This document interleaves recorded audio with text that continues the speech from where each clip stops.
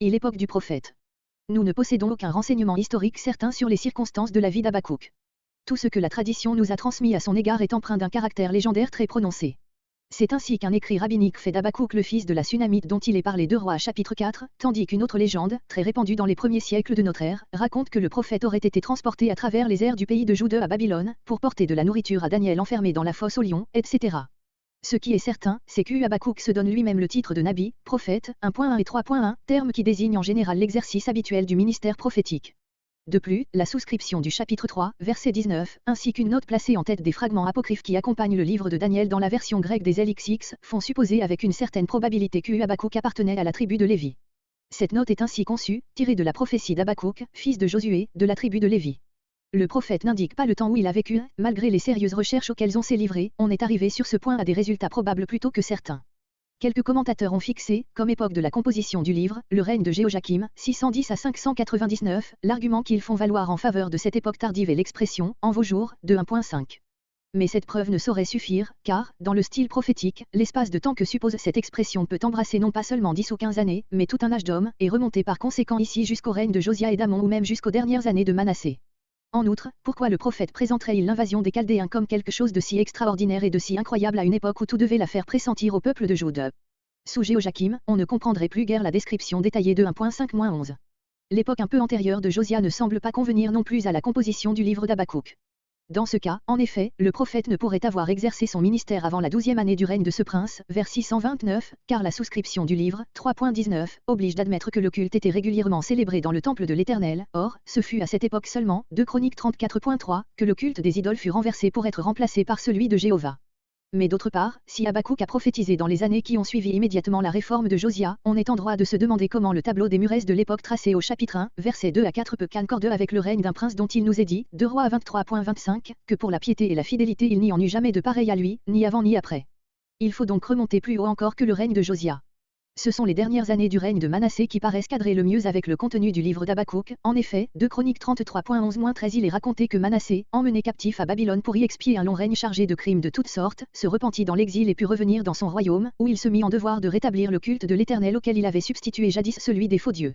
Ce fait de l'asservissement de Manassé au monarque assyrien, souvent mis en doute, se trouve confirmé en une certaine mesure par les découvertes assyriennes des dernières années. Les inscriptions parlent du roi, Minasi de Jaouda, Manassé de Jude, comme ayant été au nombre des tributaires du souverain assyrien.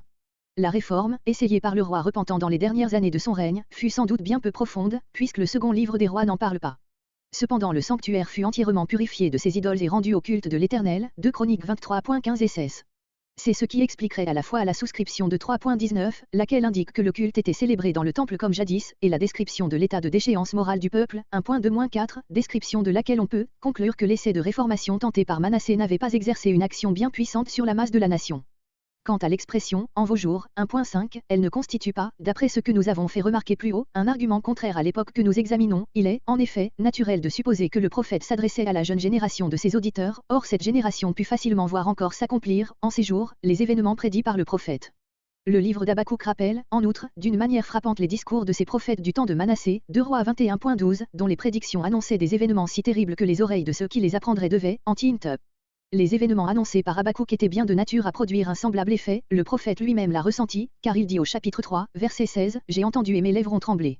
Enfin, le caractère archaïque très prononcé des 3 chapitres de ce livre, l'originalité du style et de la pensée de l'auteur rappellent d'une façon évidente l'époque la plus brillante de la littérature prophétique.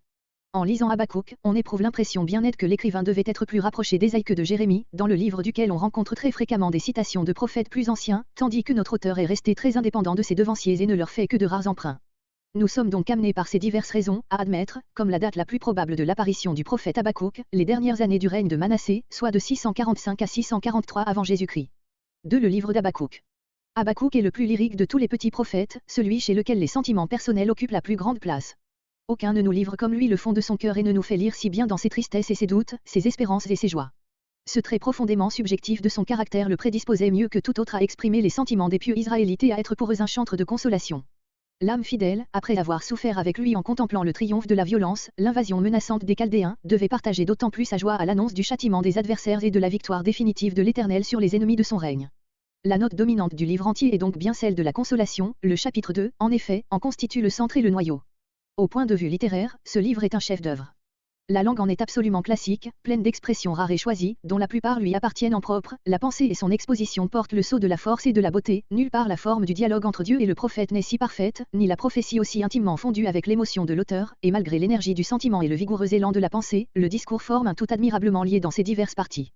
Dans Habakkuk se trouve réunie en quelque sorte la force d'un Ésaïe et la tendre sensibilité d'un Jérémie. Le chant du chapitre 3 constitue une des plus remarquables productions lyriques des Hébreux. On y trouve un souffle poétique puissant uni à une grande élégance d'expression, un rythme à la fois libre et mesuré, beaucoup de fraîcheur et de clarté. La division du livre d'Habakkuk est si naturelle qu'elle s'impose d'elle-même, elle répond exactement aux 3 chapitres du texte hébreu. Chapitre 1 dialogue entre le prophète et son Dieu, annonce de la venue des Chaldéens et description des ravages qui l'opéreront. Le prophète effrayé demande à l'Éternel si ces vainqueurs des peuples ne seront pas châtiés à leur tour. Chapitre 2 réponse de l'Éternel à son serviteur, prédiction de la ruine des oppresseurs et du salut des croyants.